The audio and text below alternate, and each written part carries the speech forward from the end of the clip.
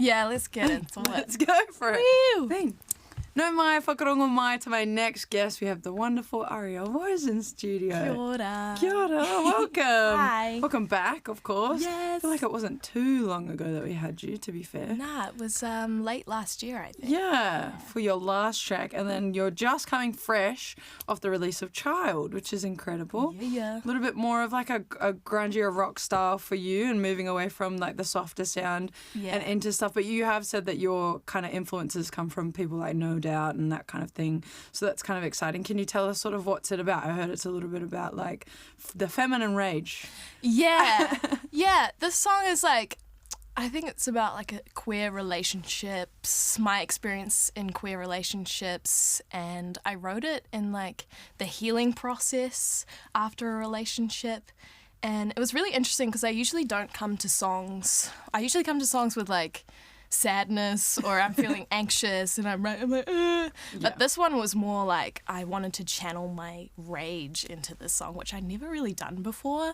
So it was kind of uncharted territory and I was kind of like, let's just let loose and see how it sounds. Yeah. And I was also listening to a lot of like early 90s rock at the time and I was like, this is awesome. I want to be like that. Yeah. It's very like empowering. Letting it out. Yeah. It's giving the soundtrack of like 10 Things I Hate About You and like that kind of, real, it must be interesting to go from, kind of channeling that sadness, but then channeling rage, which is, somewhat, they have similarities because they usually come from the same place of like a negative experience. But at the same time, one can be a little bit more healing than the other almost. Or like on the end of. Do you feel like this is sort of like helping that process? But this song has been in the bank for a while, right? It has, for a few years now. So, but it was definitely like very nice to be honest with myself and my feelings and putting it down on paper and then turning it into art, like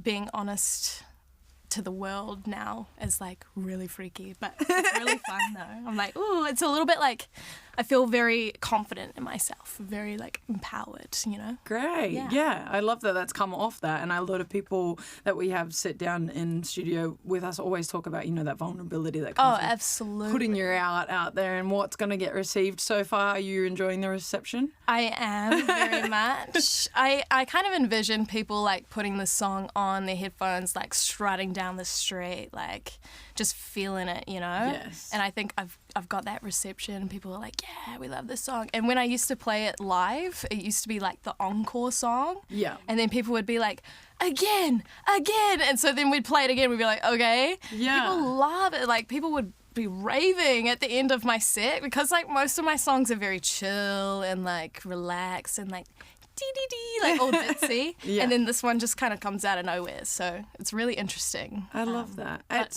Is it representing that new era of you doing a little bit more in that space? Yeah, absolutely. We're moving up. We're maturing from the sweeter sound to a more kind of pronounced and loud sound, which is very fun. I'm really excited. Very inspired by like Joan Jett and No Doubt, as you said before, and even like way back like Heart. Yeah. Like Anne and Nancy Wilson. Yeah. Very empowering women that I've been inspired by for a long time. So I'm really excited to finally be able to share that with the world. Yeah, awesome.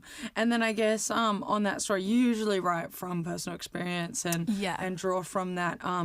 What was it like to sort of, I guess because it has been in the vault for a little bit of time, it kind of is good that you've let it sort of breathe, whatever the experience was, let it breathe for a while. But is it nice to sort of like put it out there and sort of settle that, I guess? Yeah, absolutely. And like, it took a lot of time because I was kind of umming and ahhing and I just wanted it to be like perfect because obviously it's a huge jump from what I've done previously. So I was like, it's got to be perfect. It's got to be just what I envisioned. And we redid the vocals like a million times to try and make it like just how I envisioned. And I think we got there in the end. And I'm really, really grateful that we spent that time. But yeah, it's interesting. Definitely singing it after a long time. Now I feel a little bit more kind of confident in the song, and now I feel like it's ready, you know? Awesome. Yeah. Is there visuals to go with it? I saw some teased on your socials, but... Yes.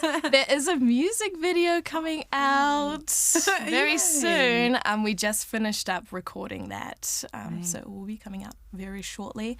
It's very 90s inspired. I've got the digi camera. Yeah. Very like vintage shots. So yes, keep an eye out for that one. Yes, it looks great. It honestly looks so on par, and it's very much representing, I'm feeling like it's representing what you were trying to portray in it, and it just like, it seems like you've executed it really well.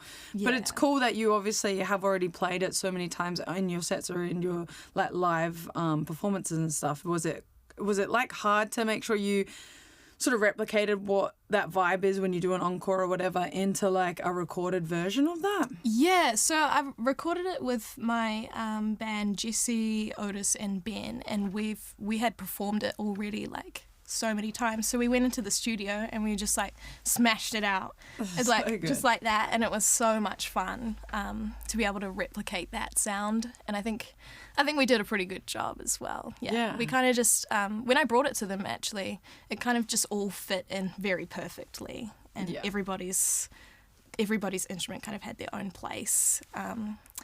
And yeah, it was so much fun recording it with those guys. That's shout exciting. Yes. And so this is the start of a new era. Do you have kind of more releases in the pipeline or anything sort of? I'm constantly on the grind. Yeah. We've been recording my debut EP for literally like 2 years now. Yeah. And it's finally coming out, and Child and In Their Eyes are kind of like the first inklings of this EP. We've got a few more songs getting ready in the works at the moment, and they're kind of ramping up with that rock style, but still keeping like some of the more nostalgic vibes as well, with sweeter sounds like In Their Eyes and 7 Day Clinic. But definitely maturing. And it's interesting, like a lot of people tell me that my voice has changed from some of the older songs as well. Like you can hear that I've grown up, and I think that's actually kind of awesome and like lovely, because not only is my actual like instrumental of my music changing, but so is my voice as well. It's maturing as well. Yeah, and I wonder if that comes with confidence, because it's like 7 Day Clinic obviously touches on topics of anxiety, and that's a very vulnerable topic to be talking about and putting out and writing into.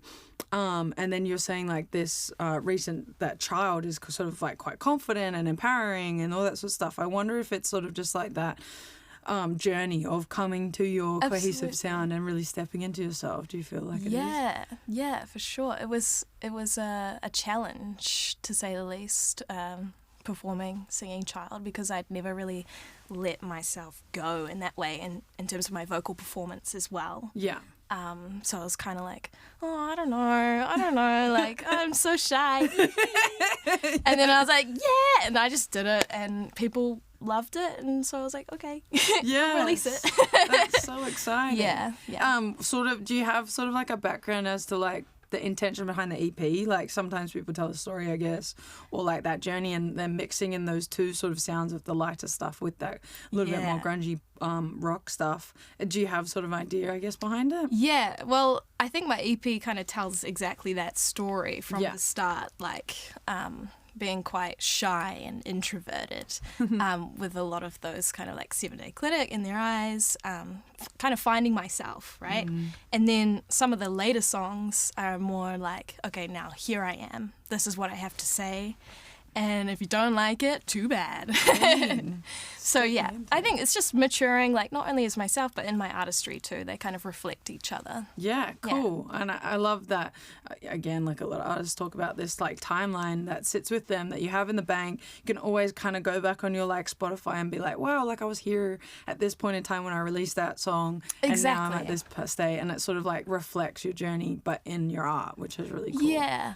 And like, I hope that other people listen to it and they can kind of relate to it in that way, but also in their own way as well. I think that's really awesome. Like, people will come up to me and be like, oh, like this song reminded me of this, like and help me heal in my own way. And I'm like, oh wow, I didn't even think of it like that, but that's so awesome that you can interpret it in your own way. Big time. Yeah. That's what art is about, right? Like that's really cool. And we've got some live performances coming up, specifically in New Plymouth, which is exciting. New Plymouth! Let's go New Plymouth! Where you at? I'm coming October 17th. Yeah. I'll be playing Little Gay Inn, Jason Parker's gig. I'll be playing a duo set with my friend Livy Whitehead, and we're going to play all the arielwose classics, the whole EP. I'm really excited.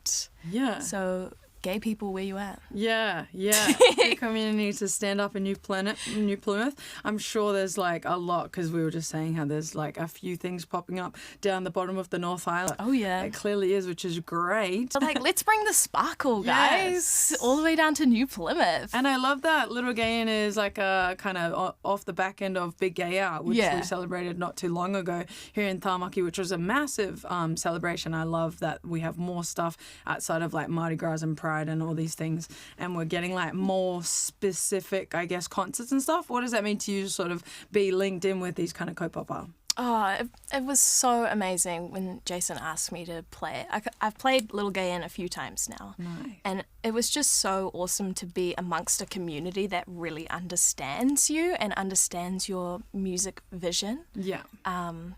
And just like the audience was amazing, and I was like, yeah, this is where it's at. So if you're after a really beautiful, safe community, come on down to Little Gay Inn and share some music, dance around. It's going to be so fun. Jason Parker, he's got some amazing songs.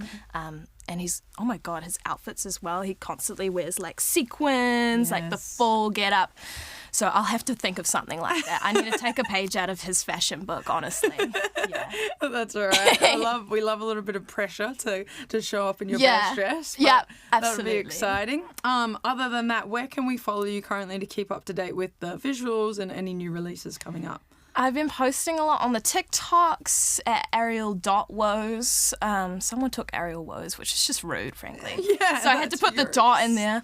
But on Instagram, it's just arielwose, and everywhere else, arielwose. Yeah. Streaming. Of course, go stream Child. At the moment, it's available on all streaming platforms. Check out the visuals, check out whatever you can, and any new music coming from. And if you're in New Plymouth, make sure you make it to Little Gay Inn.